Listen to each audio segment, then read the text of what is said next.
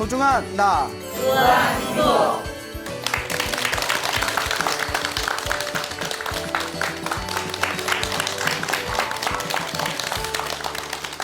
예, 만나서 반갑습니다. 예, 광우 스님이라고 합니다. 저기 물 건너서 미국에서 편지가 왔어요.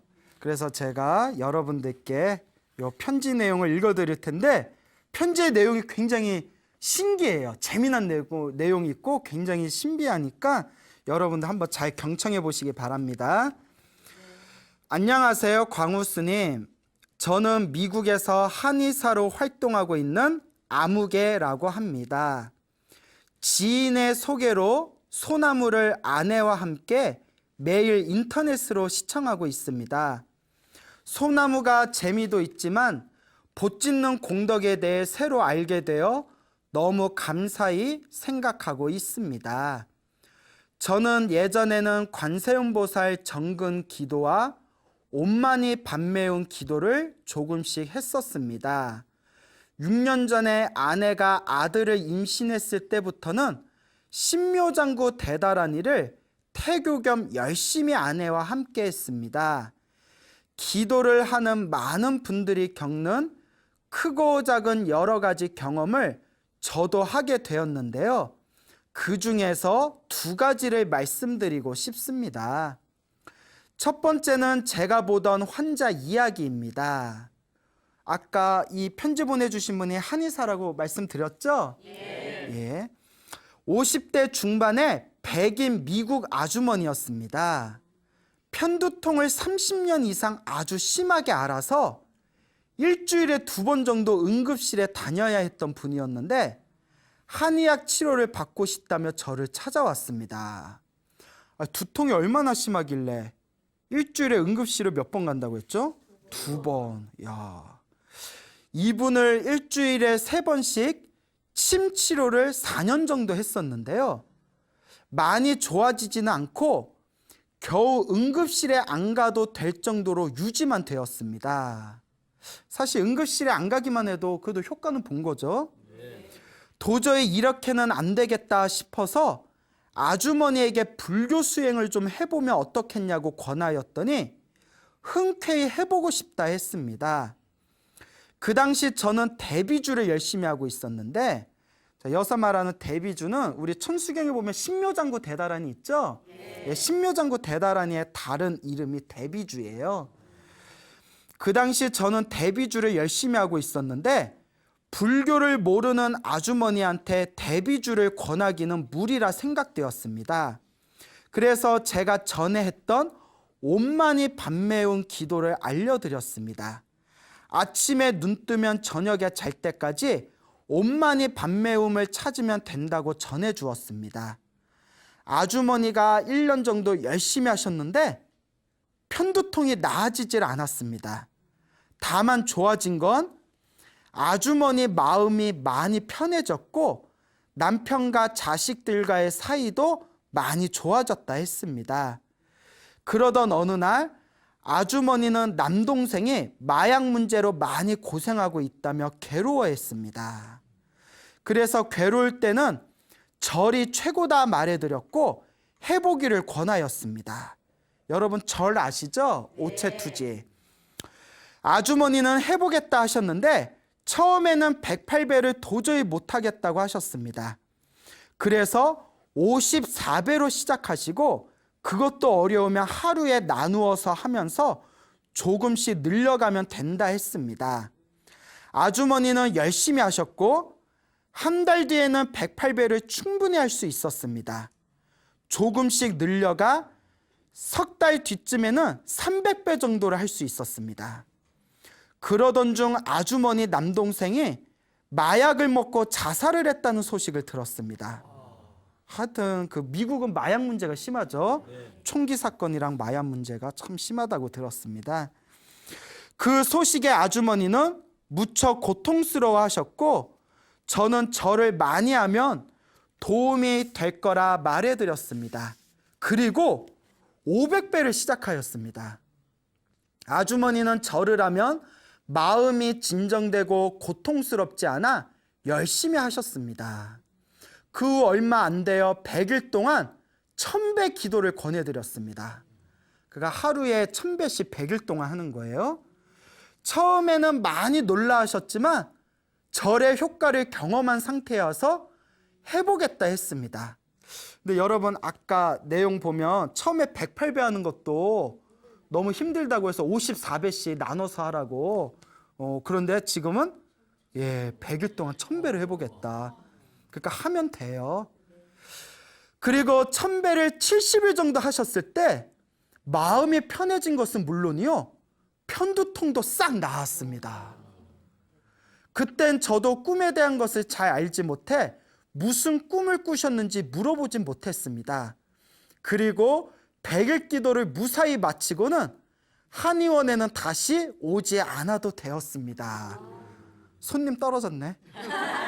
예, 웃자간 말이에요.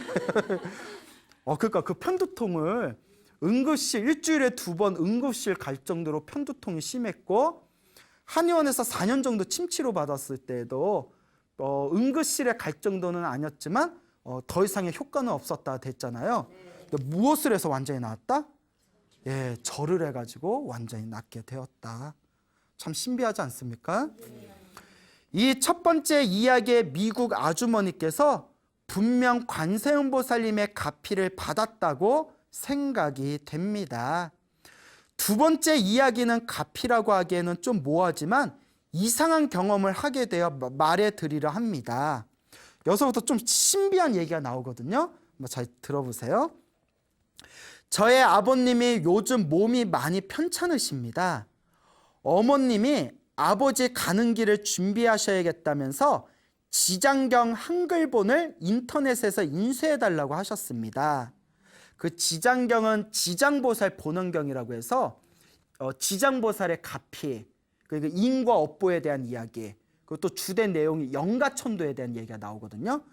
그래서 돌아가신 분을 좋은 곳으로 천도되는 그런 내용에 담긴 경전인데, 이제 아버님이 몸이 많이 편찮으시니까 어머님이 이제 아버지 가는 길을 미리 그 선업을 닦고 준비하려는 마음으로 지장경 기도를 하기 위해서 아들에게 지장경 한글본을 좀 찾아달라고 부탁을 한 내용이 되겠습니다. 어머님도 독실한 불자이시고 매일 사경을 하신 지가 오래되셨습니다. 인터넷을 찾아 지장경을 인쇄하고 나서 저도 한 번도 읽어보질 않았던지라 밤이 늦었지만 호기심에 읽어보았습니다. 지장경을 읽다 보니 신기한 이야기도 많이 있고 모르던 여러 가지 공덕에 대해서도 배우게 되어 너무 재미있게 쉬지 않고 읽어나갔습니다. 중간에 망자를 위해 지장경을 읽어주고 보시공덕을 지으면 7분의 1이 망자의 공덕으로 된다는 부분에서 문득 며칠 전에 사망한 사촌동생이 생각났습니다. 지장경을 다 읽은 후에 혹시나 하여 3개의 단체를 인터넷에 찾아서 기부를 했습니다. 밤 11시 34분에 한 곳, 11시 35분에 한 곳, 그리고 11시 38분에 한 곳, 총 3곳에 보시를 하고 아내와 함께 발언을 했습니다. 지장경을 읽은 공덕과 3곳에 보시한 공덕으로 사촌동생을 좋은 곳에 보내달라 발언을 하고 3배를 마치자마자 11시 40분에 갑자기 핸드폰에서 알람이 울렸습니다. 그러니까 지장경을 읽은 공덕과 3곳에 보시한 공덕으로 누가 좋은 곳에 보내달라? 사촌동생이 좋은 곳에 보내달라 했는데 딱 3배를 하고 나니까 11시 40분에 그 휴대폰에서 알림이 울렸다. 이런 내용이 되겠죠. 제가 운영하고 있는 한의원 감시 카메라에 무언가 잡히면 핸드폰 앱에서 경보가 울리게 해놨었습니다. 아내와 함께 깜짝 놀라 설마 이 시간에 도둑이 들었나 하고 감시 카메라에 저장된 동영상을 틀어보고 진짜 깜짝 놀랐습니다. 저도 동영상 보고 깜짝 놀랐어요. 테니스공 크기만한 빛이 벽에서 나와 청장으로 올라가 사라지는 것이었습니다. 시간이 찍힌 사진들과 동영상을 첨부하여 보내드립니다. 그래서 실제로 시간이 찍힌 그 사진하고 그 동영상하고 다 보내주셨어요. 주위 사람들에게도 보여줬지만 아무도 시원히 답을 못 내었습니다. 평생 가도 한 번 울리지 않던 감시 카메라가 하필 11시 40분에 이상한 물체를 잡았다는 것이 우연이라고 하기에는 아주 어렵다는 생각이 듭니다. 그리고 이 감시 카메라가 밤에는 불빛이 없어도 사물을 포착할 수 있는 적외선 카메라로 작동합니다. 밤에는 한의원 안에 불빛이 없어 깜깜합니다. 적외선 카메라는 사람 눈에는 보이지 않는 열 감지를 할 수 있는데 감시 카메라에 찍힌 물체도 사람 눈에는 보이지 않는 영가일 것이라 생각이 됩니다. 아마 영가가 천도된 것이 아닌가 저는 짐작을 해봅니다. 그러니까 일단은 짐작이에요. 혹은 신심을 내어 열심히 기도하라고 지장보살님께서 영가를 보여주신 것이 아닌가 생각도 해봅니다. 이날 이후로 저와 아내는 매일 지장경을 읽게 되었습니다. 한동안 기도를 하지 않던 아내는 매일 층부다란이도 216번씩 하게 되었습니다. 그 침부다란이라고 지장경에 나온 다란이가 있는데 양이 그렇게 짧은 편은 아니에요. 그걸 216번씩 독송을 한답니다. 예전에는 1000배씩 100일 기도도 곧잘 하던 아내는 요즘 들어 신심이 많이 떨어져 있었는데요. 이 기회에 지장보살님의 힘을 느낀 것 같습니다. 저는 이왕 지장기도 하는 김에 주위에 돌아가신 가족 친지분들의 이름을 부르며 지장보살님께 발언을 하려 했는데요. 어머니께서 그런 기도는 잘못하면 제가 다칠 수 있다며 그렇게 하지 말고 그냥 모든 중생을 도와달라 발언하라고 하셨습니다. 저의 어머님의 말씀이 사실인가요? 그러니까 이분이 질문하신 게 지장경을 읽으면 영가가 천도되어진다는 내용이 나오거든요. 지장경 읽으면서 자기와 인연 있던 사람 이름, 돌아가신 분 이름 하나하나 읽으면서 이렇게 좋은 곳에 태어나게 해주세요 발언하는데 어머니가 그렇게 하지 말고 그냥 모든 중생 도와달라 이렇게 발언해라 했는데 뭐 어떻게 하면 좋겠냐. 근데 실제로 두 가지 다 맞아요. 근데 이제 보통 저희가 가르쳐 드리는 방법은 특별히 인연 있는 분 있죠. 뭐 아까 말한 사촌 동생이나 내 아버지나 내 어머니나 나랑 가까이 있었던 분, 이렇게 마음에 조금 걸리는 분들 있잖아요. 마음에 특별히 걸리는 분들은 직접적으로 이름을 내서 뭐 예를 홍길동, 갑자기 세상을 떠난 홍길동의 마음에 걸리면 우리 홍길동 영가가 이 지장경을 읽은 공덕으로 좋은 곳에 태어나게 해주십시오. 뭐 극락왕상을 하게 해주십시오라고 이름을 딱 대는 경우도 있고요. 아니면 그냥 우리가 퉁친다고 하죠. 통으로 해가지고 나와 인연 있는 모든 영가가 천도되게 해주십시오라고 하셔도 되거든요. 근데 요건 그냥 개별적으로 알아서 파악하시면 될 것 같습니다. 저는 매일 대비주 신묘장구 다란이죠. 대비주를 540번 108배와 예불문, 금강경 한독, 반야심경 두독, 법성계 두독을 한 지 2000일 이상 되었습니다. 아니 한의사신데 하루에 대비주를 540번 하면 하루 일과가 되시나? 대단하시죠? 얼마 전부터는 매일 지장경 한독을 추가하게 되어 하루가 벅차 힘의 부침을 느낍니다. 저번에 광우 스님께서 소나무에서 말씀하시길 여러 기도를 하면 안 좋다 하셨는데요. 제가 대비주를 뺀 모든 기도들을 포기해야 할까요? 그래서 제가 답장을 보내드렸는데 그러니까 기도를 이것저것 하면 안 좋다는 게 효과가 없다는 게 아닙니다. 옛날부터 큰 스님들이 뭐라고 하셨냐면 기도의 효험을 제대로 보려면 삼매에 들어가야 된다고 했거든요. 삼매가 일종의 정신이 통일된 상태예요. 정신 집중의 상태가 삼매인데 우리가 이거 했다가 저거 했다가 이거 하면 집중이 더 잘 될까요? 아니면 하나 선택해서 쭉 가는 게 더 집중이 잘 될까요? 그래서 옛날부터 큰 스님들이 기도할 때 이거 하고 저거 하고 이거 하지 말고 금강경 하면 금강경, 관세음보살 부르면 관세음보살, 지장보살 부르면 지장보살 하나로 쭉 밀고 가라고 했거든요.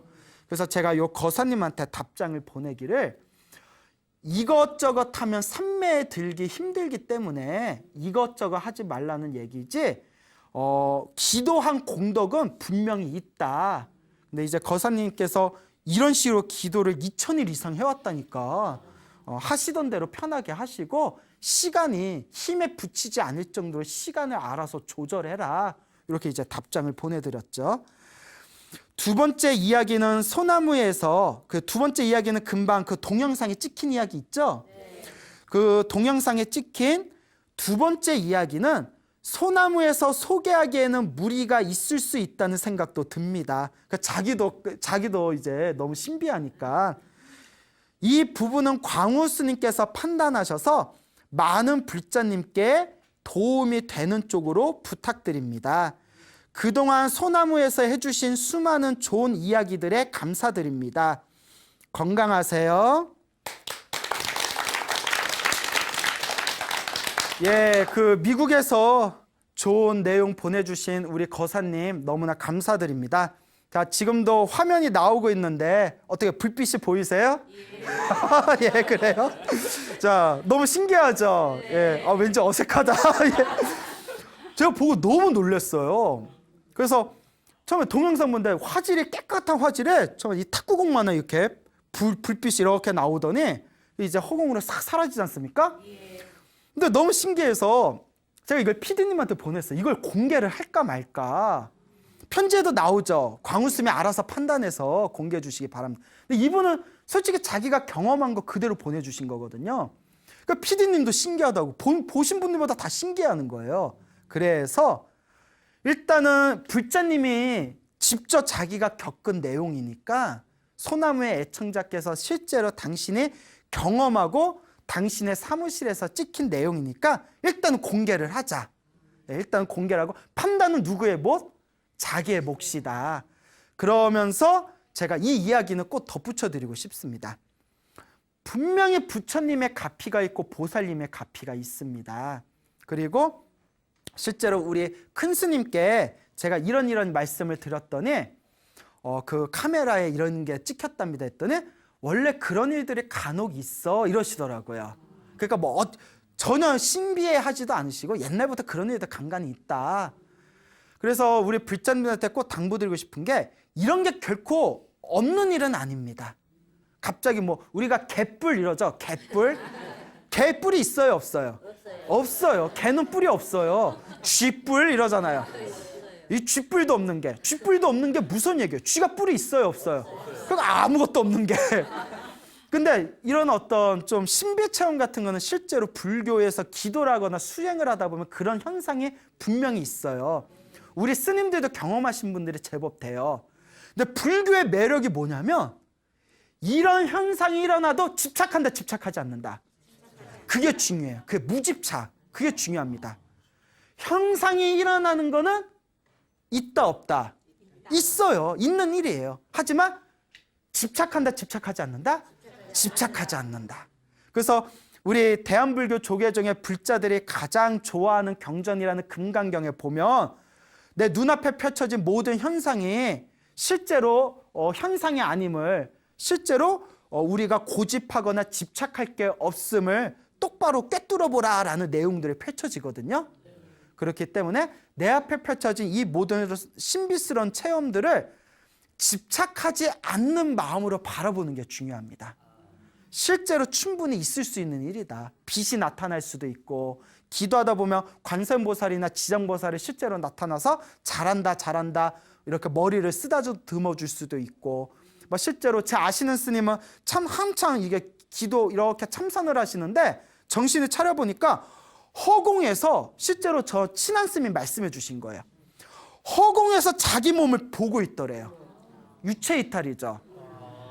유체이탈. 자기가 허공에서 자기가 앉아가지고 참선하고 있는 모습을 이렇게 보이더래요. 하나하나 그게 다 보이더랍니다.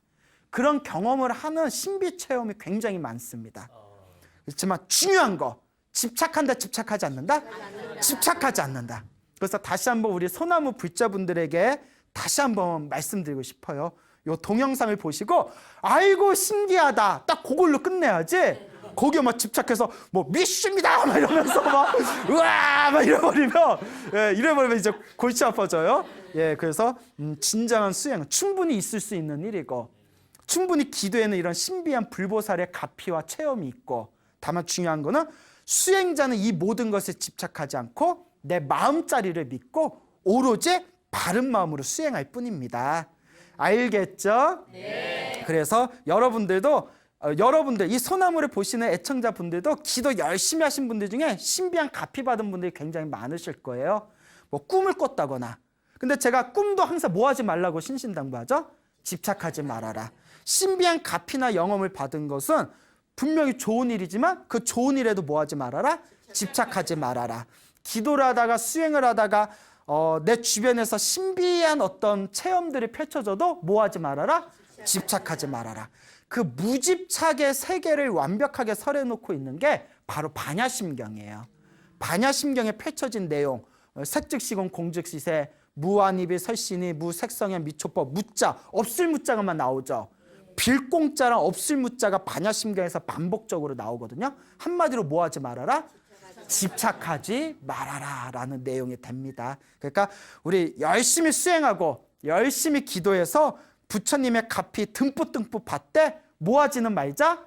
집착하지는 말자라는 걸 여러분들이 명확하게 이해하시길 바랍니다. 알겠죠? 네. 자, 그래서 이와 같이 소중한 편지 보내주신 분 너무 감사드립니다. 그리고 제가 또 재미난 또 집착하면 안 되지만 또 신비한 이야기를 또 오늘 재미난 이야기를 들려드릴까 합니다.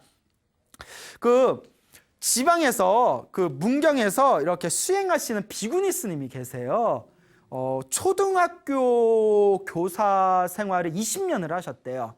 초등학교 교사 생활을 20년을 하시고 삶에 대한 회의와 진리에 대한 갈증, 구도심 때문에 이렇게 머리를 깎고 출가를 하셔서 굉장히 산에서 기도를 많이 하셨더라고요. 기도를 많이 하셨는데 얼마 전이었대요. 당신이 이제 제주도 분이래요. 고향에. 제주도 분인데 오남매랍니다. 오남매 이제 당신이 세 번째래요. 세 번째였는데 당신한테 이제 막내 남동생이 있었는데 막내 남동생이 어마어마한 집안의 골칫덩어리였대요. 평생을 술을 마시면서 술을 마시면 또 그렇게 집안에서 폐악질을 한대요. 아주 그냥 술주정이 아주 못되고 주폭이라고 하죠. 주폭. 술 먹고 막 폭력하는 거 주폭.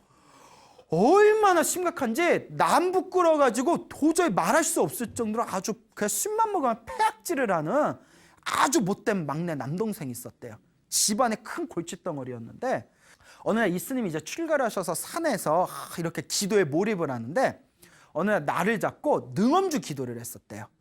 스타다가 파슨사 스타다 파타랑 막 이렇게 능엄주를 하는데 능엄주가 엄청 길잖아요. 근데 이 스님이 잠도 안 자고 밥 먹는 시간도 아끼고 오로지 능엄주만 하면서 머리에서 5만 가지 생각이 일어날 때마다 그 생각을 능엄주로 다 눌러버렸대요. 일체 잡념이 안 생기게 온몸에 힘을 다해서 능엄주를 외우고 그 밥 먹을 때나 딱 화장실 갈 때는 그 몇 분이 기도가 끊기는 것도 아까워서 능엄주가 너무 길거든요. 능엄주를 못 외워가지고 능엄주 외우다가 밥 먹을 때나 화장실 갈 때는 신묘장구 달아내 외웠대요.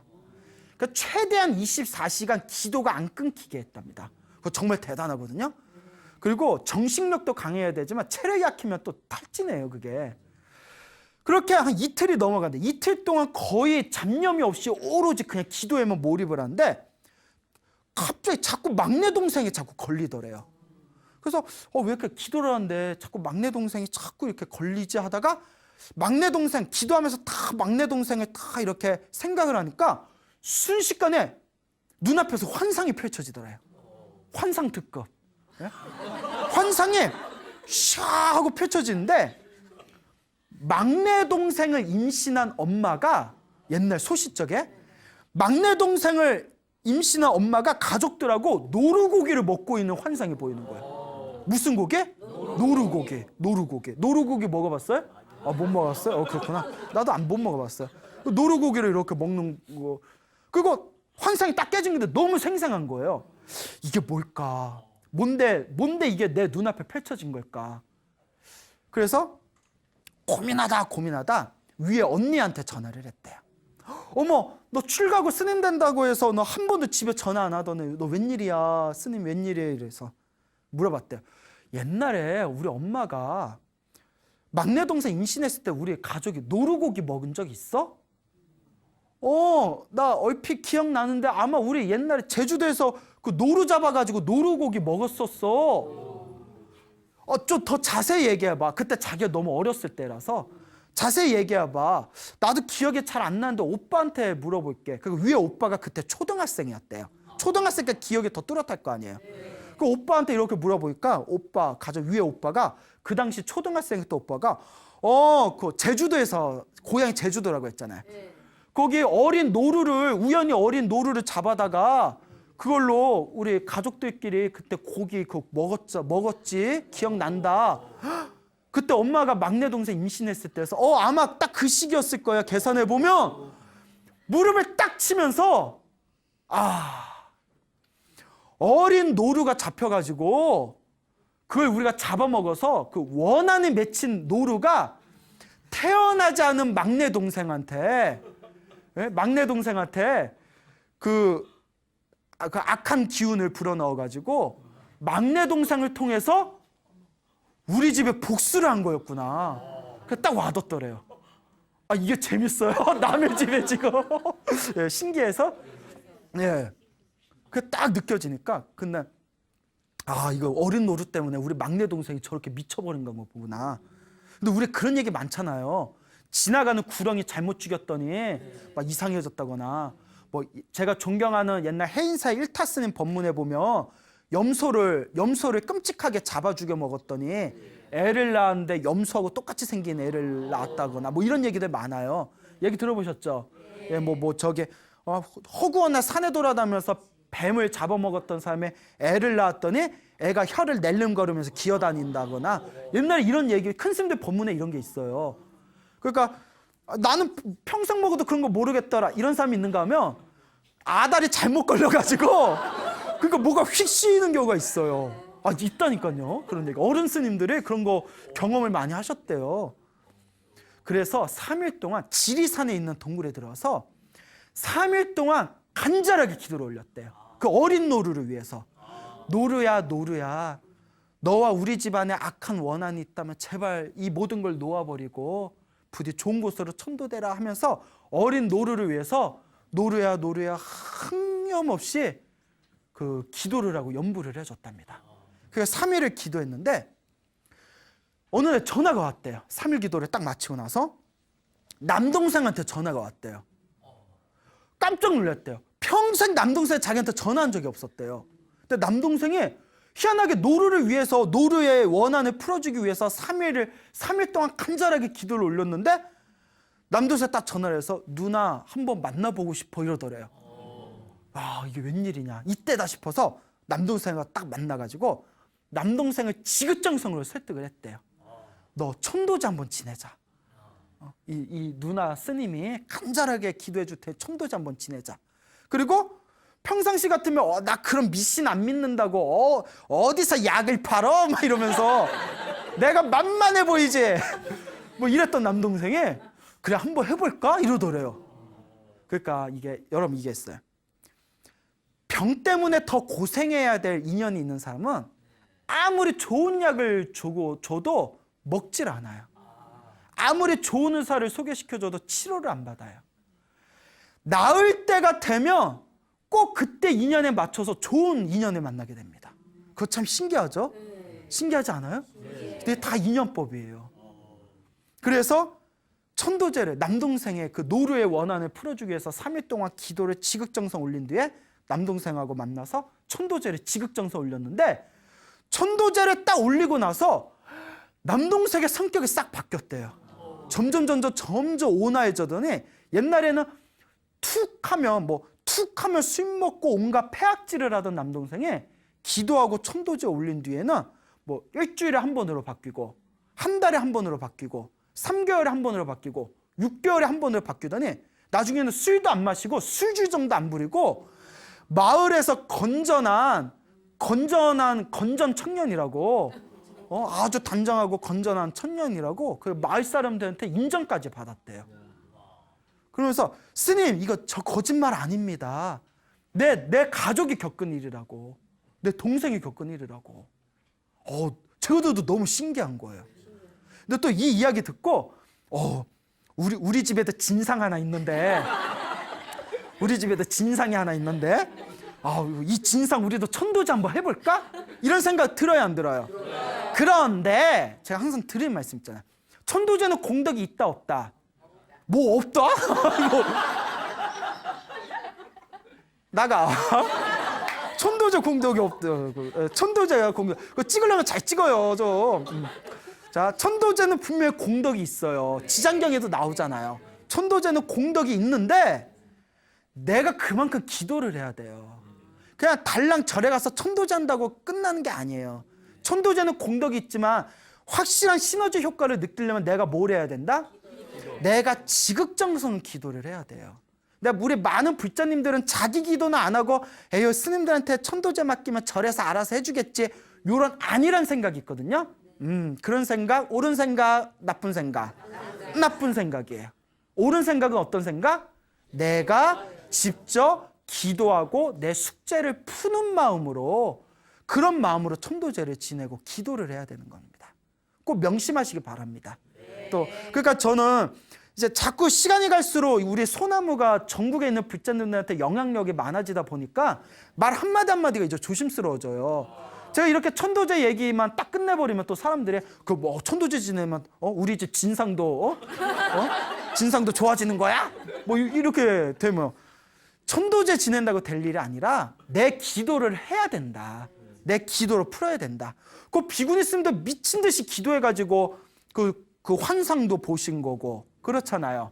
그리고 동생 불러서 천도제 올 기도도 3일 동안 노루의 원한이 풀어지기를 간절히 기도하고 또 남동생 만나서 천도제 올린 거잖아요. 그러니까 반드시 염불과 기도가 밑바탕에 깔린 상태에서 천도제도 지내는 거고 49제도 지내는 거고 그리고 제도 올리는 거고 불공을 올리는 거다라는 걸 우리 불자분들이 명확하게 이해했으면 좋겠습니다. 알겠죠? 네. 절대 나의 숙제를 안일하게 떠넘기지 말아라. 또 어느 불자님은 젊은 보살님이었는데 보살님이 이제 이런 얘기 듣고 자기가 내가 업장이 두꺼운가 보다 하고 내 업장 소멸해야지 하고 기도하니까 기도하기가 막 귀찮고 막 지루하고 이러거든요. 그러니까 엄마가 대신해줘 또 이런 분이 있어요. 엄마 나 사랑해? 우리 딸 사랑하지? 그러니까 오늘부터 나를 위해서 금강경 10도씩 읽어줘 막 이러버리면 엄마가 금강경 10도 읽으면 얼마나 죽어나겠어요. 힘들지. 이런 안일한 생각 된다 안 된다? 자기 기도는 누가 풀어야 된다? 자기가 풀어야 된다. 예. 그래서 저도 말씀드리지만 제 속가 아버지가 스님이라고 했잖아요.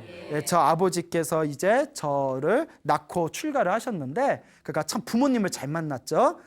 저도 이제 아버지한테 우리 아버지 스님한테 나 좀 기도 좀 해달라고 하면 항상 하시는 말씀이 있어요. 네 기도는 네가 혀. 네 거는 네가 혀. 그러세요 진짜. 근데 예전에 그 말이 좀 왜냐면 우리 신도들 사이에서 예전에 저의 아버지 스님이 천수경 신묘장구 기도를 열심히 하실 때 기도빨 잘 된다는 소문이 있었을 때였거든요. 그러면 내 기도도 좀 해주시지. 이런 마음이 이제 있는데 네 기도는 네가 해 뭐요? 이러면 약간 서운한 마음이 있어요 없어요? 있죠. 근데 나중에 그 말이 정답이더라고요. 내 숙제는 누가 풀어야 된다? 내가 풀어야 된다.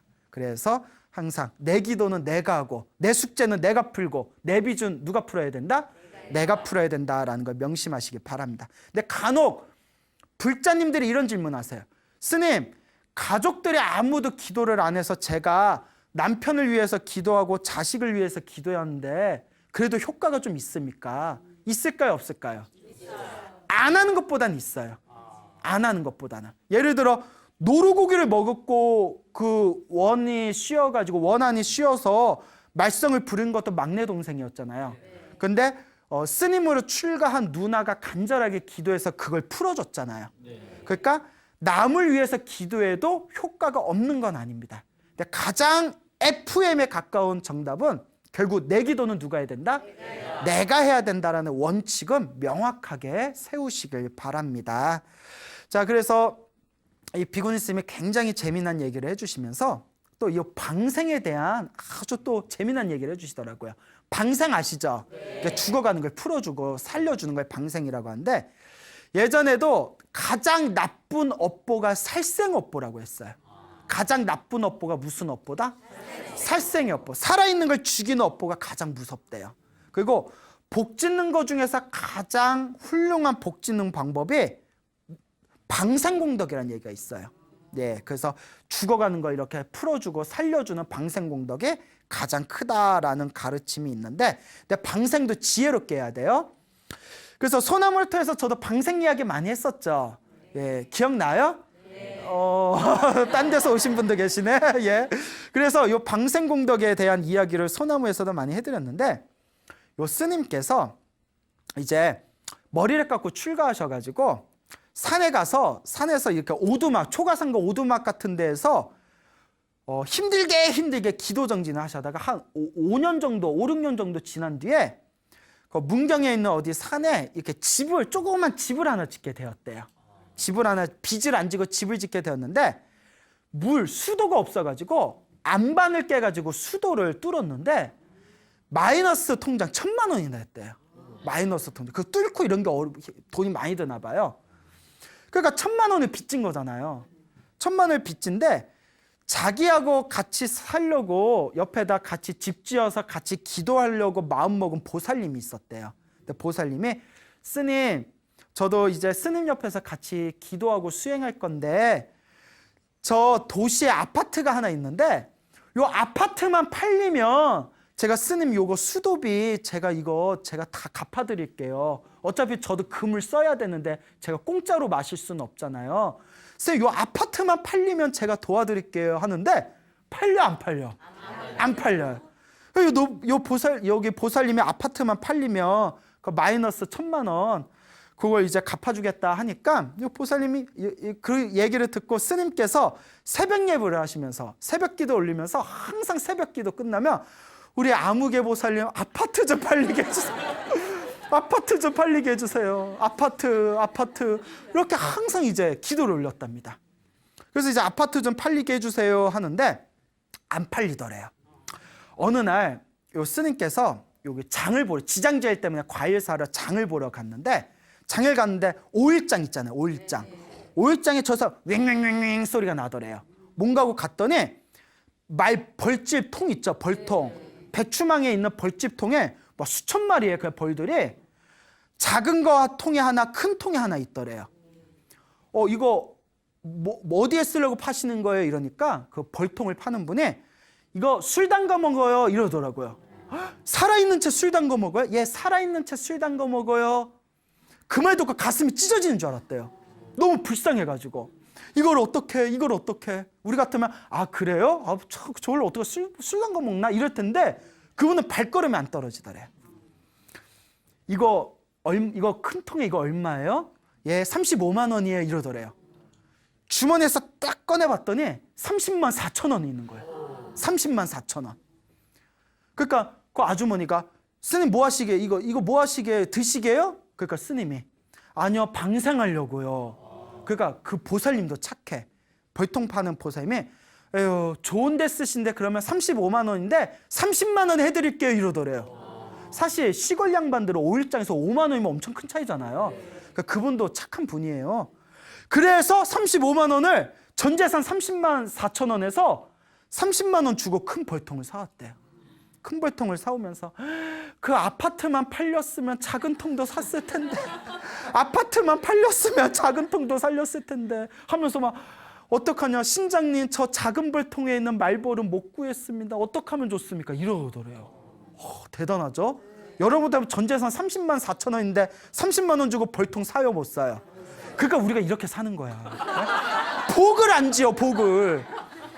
그래서 이제 사야죠. 예. 그래서 이제 큰 벌통을 가서 그걸 풀어줬답니다. 싹 풀어줬대요. 방생을 했대요. 벌통을 다 뜯어가지고 다 그 수백 마리를 이제 다 풀어줬는데, 그날 저녁에 전화가 왔대요. 스님, 아파트 팔렸어요. 그래가지고 놀래서 그래서 아파트 팔렸대요. 하늘도 놀라고 땅도 놀라고 스님도 놀라고 저게 말벌에 왱왱왱 거리면서 놀라고. 그러다가 한 달 후에 꿈을 꿨는데 꿈에서 길을 가다가 자기가 벌통을 툭 건드렸는데 벌통에서 말벌 수백 마리가 나와서 자기 몸을 막 쏘는 꿈을 꿨대요. 자기 몸을 막 깜짝 놀라서 꿈에서 깼는데 그 말벌에 수백 마리에 쏘이는 꿈을 꿨는데 내가 이 꿈을 왜 꿨을까 하고 마음에 짚히는 데가 있어서 큰 병원에 가서 검사를 받아봤더니 놀라지 마세요. 이 스님이 항상 가슴이 두근거리고 답답한 심장 질환이 있었어요. 의사가 심장병이 나았다고. 그래서 지금 가슴 편안하대요. 저한테 직접 해주신 얘기예요. 차 마시면서. 그래서 이와 같은 가피를 통해서 요 스님께서 광우 스님 방생공덕이 정말 있습니다. 자비심이 이렇게 대단한 힘을 발휘합니다. 제가 가피 받았습니다. 이러던 거야. 근데 여러분 또 지금 이거 소나무 수많은 애청자분들이 요 방생 얘기 들으면 자 오늘 내일 방생 가러 가자 이럴 수도 있는데 방생은 지혜롭게 해야 돼요. 어떻게 해야 된다? 지혜롭게. 내가 가장 충격받은 게 뭐냐면 미꾸라지를 사서 바다에 방생한 사람이 있대. 이건 미친 거야. 이건 진짜 미친 거예요. 이거 무슨 생각이에요? 그래서 두 번 죽이는 거야. 세상 미꾸라지를 바다에다 방생을 왜 해? 이거 웃을 일이 아니에요. 그리고 민물장어를 바다에다가 왜 방생하냐고요. 무슨 말인지 알겠죠? 그리고 한강에다 제발 배스 풀지 마세요. 토종으로 다 죽어나요. 그러니까 여러분 요 방송을 보시는 분들한테 꼭 당부드리고 싶습니다. 방생은 공덕이 있다 없다? 반드시 있습니다. 단 지혜롭게 해야 된다. 어떻게 해야 된다? 지혜롭게 방생해야 공덕을 받습니다.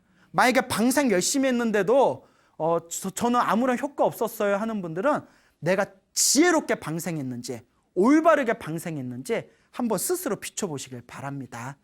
여러분 이와 같이 기도와 선업공덕의 이 방생의 공덕은 엄연히 반드시 있다는 것을 명심하시길 바라고 항상 지혜롭게 기도하시고 기도에서 갚이 받아도 절대 집착하지 마시고 그리고 방생을 하더라도 선업공덕을 짓더라도 지혜롭게 지어야 된다는 걸 제발 꼭 머릿속에 각인하시길 바랍니다. 여러분 행복해지고 싶습니까? 네. 행복한 삶을 창조하고 싶습니까? 네. 복을 지으십시오. 선업을 지으십시오. 공덕을 쌓으십시오. 복과 선업과 공덕의 힘이 여러분들을 진정한 행복의 길로 이끌어 줄 것입니다. 오늘 여기서 마치겠습니다. 소중한 나 무한 행복